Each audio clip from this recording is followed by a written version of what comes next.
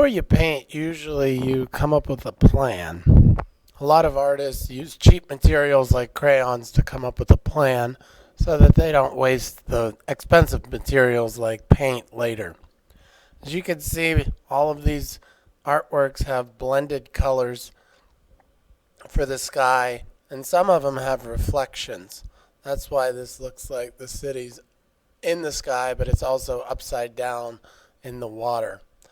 Um, if you're doing a lot of light colors in your artwork, make sure that you mix the lightest colors first. Whites and yellows are very light, so if they're in your design plan, use those first. Eventually, you'll start mixing in darker colors.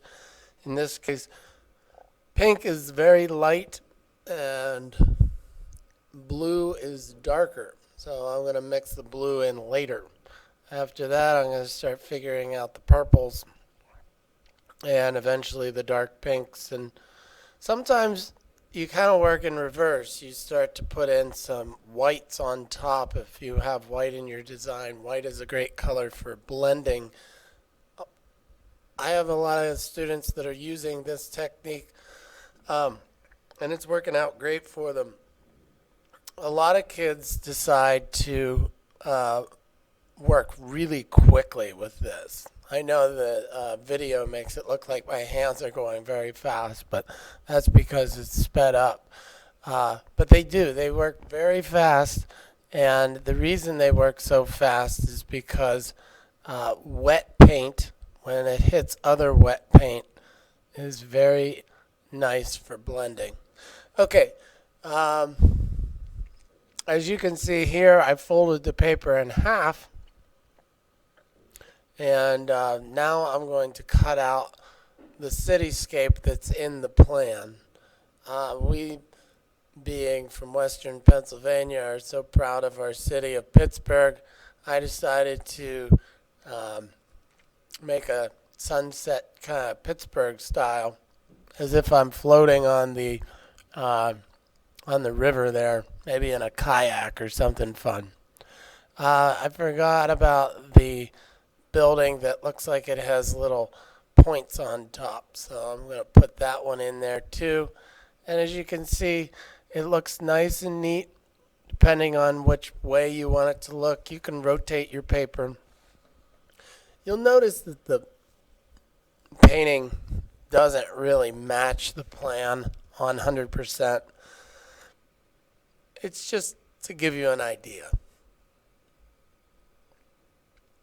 Paper is a wonderful thing to cover up big areas. We're going to be using a lot of paper for our big areas, and then for teeny tiny things like the bridge, if you can find a brush tiny enough, you could do the bridge in paint, or there's Sharpies for really small things.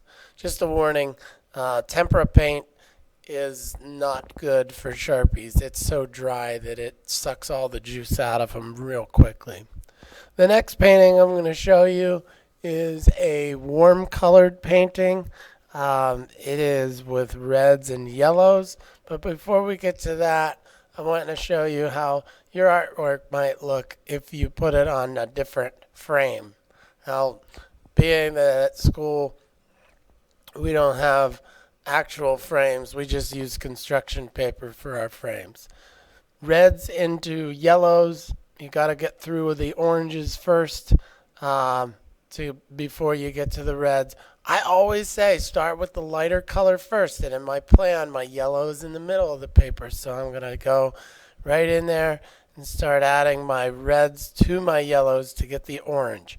Don't put on too much. I tell the kids just a little kiss of red will really change your yellow, just like a little kiss of blue. If you want green, a little kiss of a darker color is going to really change the way it looks. You're going to want to cover up all the white, even if parts of it are going to be black later, just to be on the safe side. Cover it all up, and then later on, you won't have to go back and find that color or, waste your time. Just do it all now. Now, you'll notice I don't get any paint on my fingers. As an artist, you have to be thinking ahead. Your fingers should not be covered in paint. The next thing you know, it's going to get on your clothes, and then your mom or dad's going to be pretty grumpy about that. Okay, so now that I have all of my painting done, I'm going to draw my mountains and then cut them out, leaving a little bit of water area for the sunset to reflect upon. Notice that the color reverses. It goes from red to orange to yellow, and then from yellow to orange to red. That's because just like a mirror reflects your picture, water would reflect, and it would flip it upside down if it was in a sunset situation. Pencils do work on tempera paint. Pastels work on tempera paint. If you need a oil pastel, that might be a good option for the fine details. But other than that, we're just going to be using paint and construction paper, scissors, and glue. The kind of brushes that I have, and the kind of brushes you probably have at home if you're trying this at home, the harder you press on them, the thicker the line will become. So be careful not to press too hard if you're doing something as skinny as a palm tree. Remember, it shouldn't look like a big blob when you get finished.